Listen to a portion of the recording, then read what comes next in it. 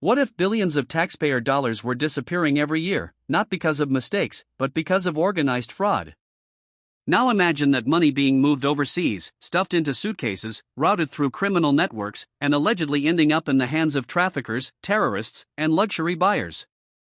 That is exactly what lawmakers were discussing during a stunning Senate hearing that left many Americans asking one question: how could this happen on such a massive scale? The testimony was explosive, the numbers were staggering, and the implications could affect every taxpayer in America. Let's unfold the showdown.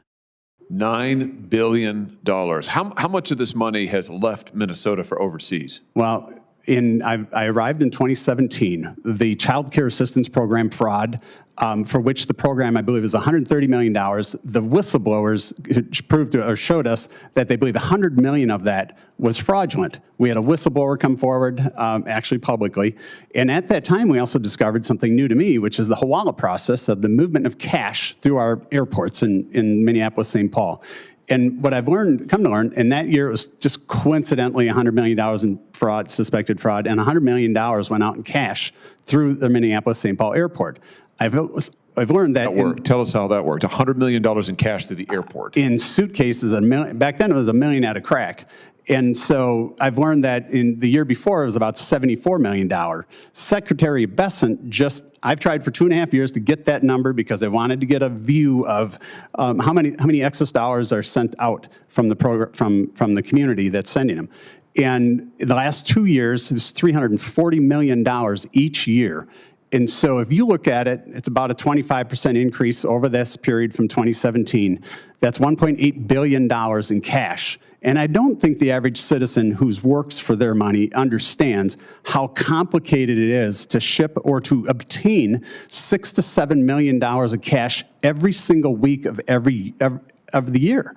And our federal government certainly must have been aware of it and has done nothing to look at it. But that's just all but about $130 million, I think, is originated out of Minnesota. You know, but what every American taxpayer absolutely understands is their federal tax money being taken on suitcases out of this country to go heaven knows where. I mean, if that's not infuriating, I don't know what is. And the fact that it is systemic in Minnesota, and probably, to your testimony, Mr. Talco, probably systemic in a lot of other places. I mean, millions of dollars in suitcases out of an airport, and that's just one means of shipping this money around. I mean, it's absolutely unbelievable. I want to come back to you, Mr. Talco. You testified that about $1 trillion you think is lost in fraud every year. Where's this money going? I mean, we know where some of it's going in Minnesota. It went overseas. It went to Somalia. It went to NGO fronts. We know where it's gone in some other states. California gave away billions of dollars to a pro-Hamas NGO. But $1 trillion nationally, where's this money going to? I appreciate that question because most people don't ask that question. It goes to terrorism.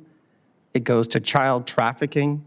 It goes to drugs. It goes to terrorism. And then it's used to purchase luxury items, cars, purses, homes.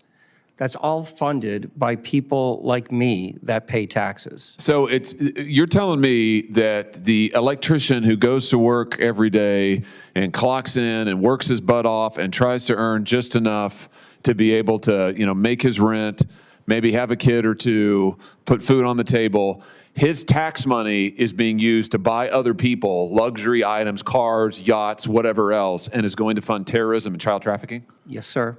$1 trillion a year on this stuff? $115 million an hour. $115 million an hour. How do they get in their hands on it?